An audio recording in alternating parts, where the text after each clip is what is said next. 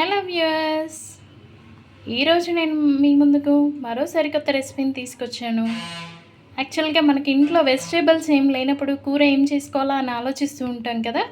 So అలా కాకుండా just పప్పన్నం అనమాట. సో దానికోసం మనకు ఒక పొటాటో, ఒక ఆనియన్, కొన్ని పచ్చిమిర్చి ఇవి ఉంటే చాలు. సో ముందుగా మనం ప్రొసీజర్ ఎలా చేసుకోవాలో తెలుసుకుందాము. సో నేను ముందైతే స్టవ్ ఆన్ చేసేసాను, గిన్నె పెట్టాను. దీనిలో ముందుగా తగినంత ఆయిల్ వేసుకోవాలి. తర్వాత ఆవాలు, జీలకర్ర వేసుకోవాలి.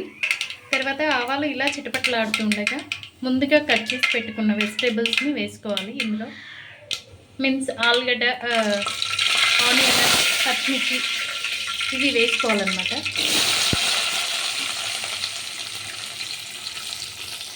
అలాగే ఇందులో కొంచెం అల్లం వెల్లుల్లి పేస్ట్ వేసుకుందాం. తర్వాత కొంచెం పసుపుని యాడ్ చేసుకుందాం. ముందుగా నేనైతే దీనికోసం బియ్యం కడిగి పెట్టుకున్నాను. సో ఇందులో ఒక 2 గ్లాస్ మీన్స్ 1.5 గ్లాస్ రైస్ తీసుకున్నాను.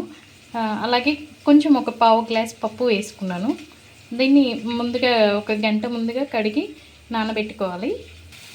దీన్ని ఇది కొంచెం మగ్గే వరకు ఉంచుకోవాలి, మధ్య మధ్యలో కలుపుతూ ఉంచుకోవాలి. ఇది ఇలా మగ్గుతూ ఉండగా దీంట్లో కొంచెం వాటర్ అయితే యాడ్ చేసుకుందాము.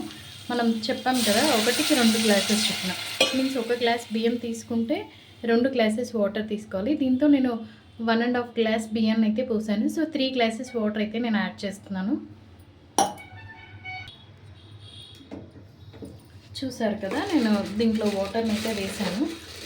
తర్వాత తగినంత సాల్ట్ వేసుకుంటున్నాను. ఇలా సాల్ట్ వేసాక ఆ వాటర్ కొంచెం మూత పెట్టేసేసి వాటర్ మరిగేదాకా ఉంచుకోవాలి. దీనిలో తగినన్ని పల్లీలు కూడా వేసుకుందాము. పోపులో యాక్చువల్గా పల్లీలు వేయాలి, బట్ పోపులో వేస్తే మా పిల్లలు అయితే ఇష్టపడరు. సో దానికోసం నేను ఉడికే వాటర్లో వేస్తున్నాను. సో అప్పుడు అది ఏమవుతుంది, బాయిల్ చేసిన పల్లీలాగా అవుతాయి. సో అందుకోసం నేను ఇక్కడ వాటర్ బాయిల్ చేస్తున్నప్పుడు వేస్తున్నాను. వేసేసి ఇలా మూత పెట్టేసి ఉంచుదాం. నీళ్ళు మరిగేదాకా వెయిట్ చేద్దాం మనం. ఇలా మూత క్లోజ్ చేసేసాను. అది మసలేదాకా కొంచెం వెయిట్ చేయాల్సి ఉంటుంది. సో నేనైతే ఇందులో ఏం మసాలాలు యాడ్ చేయట్లేదు. సో మీరు కావాలి అనుకుంటే మసాలాస్ యాడ్ చేసుకోవచ్చు. చెప్పాను కదా, ఇందులో బియ్యం పప్పు అని చెప్పాను కదా, నేను కందిపప్పును తీసుకున్నాను.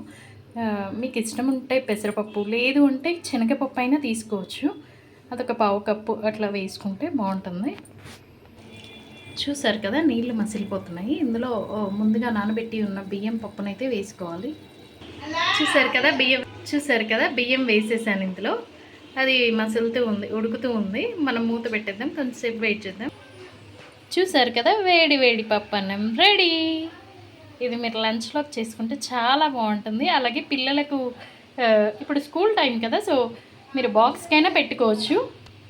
ఇలాంటి మరెన్నో రెసిపీస్ కోసం మన ఛానల్ని విజిట్ చేయండి, లైక్ చేయండి, షేర్ చేయండి, కామెంట్ చేయండి, సబ్స్క్రైబ్ చేయండి. Thank you.